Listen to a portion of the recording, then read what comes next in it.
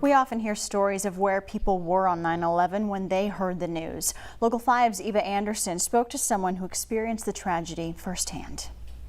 For those in Lower Manhattan, 20 years ago, the memory of September 11th is still fresh, vivid in the minds of those who experienced the tragedy.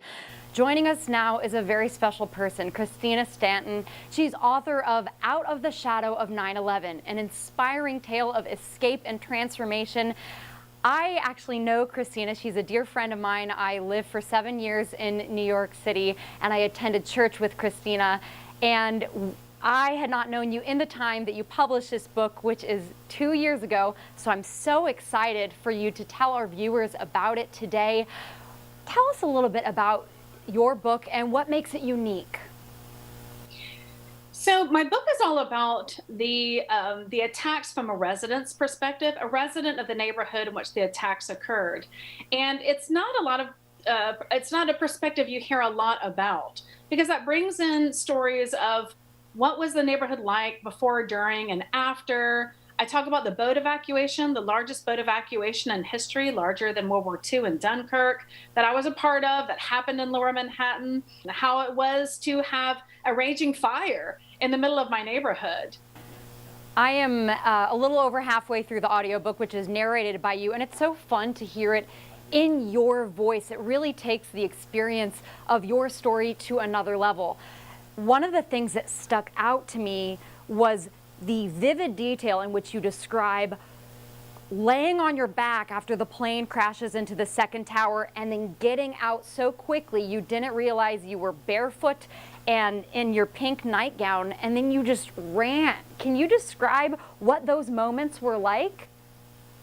Right. Well, we had a terrace apartment, which, as you know, is very unusual in New York City.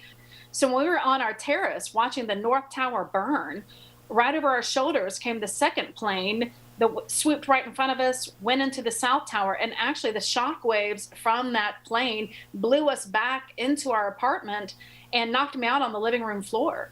So I woke up to my dog actually jumping on my torso, and I remember my husband yelling all these different things, but I felt like he was in a tunnel. I couldn't discern what he was saying. And I heard him say, "Do you want your shoes?"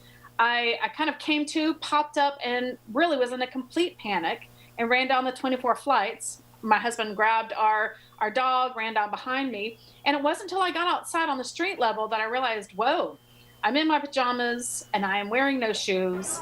And I ended up staying like that pretty much for the whole rest of the day, outrunning debris and smoke and trying to breathe, saying goodbye to my husband. We were displaced for 2 weeks, which actually surprises a lot of people to know that 25,000 of us were displaced in the days and weeks after 9/11. Yes. Now there is a whole generation of young adults who don't remember. They don't remember when 9/11 happened. How do you hope the next generation coming up can honor those lost in the attacks? Well, for one thing, when it comes to the younger generation, I feel a real passion to help educate, because it is something that we should never forget.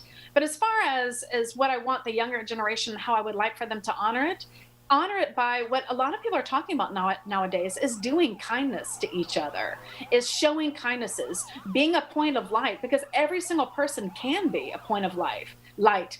And one person can make a huge difference in another person's life. Better message could not have been spoken, Christine, and I know you are a living testament to showing kindness to your faith community and beyond. Thank you so much for joining us today. Let's take a look at the cover of your book. This can be found on Amazon. It is highly rated. Get your hands on a copy. You can also listen to the audiobook on Audible. Christina, thank you.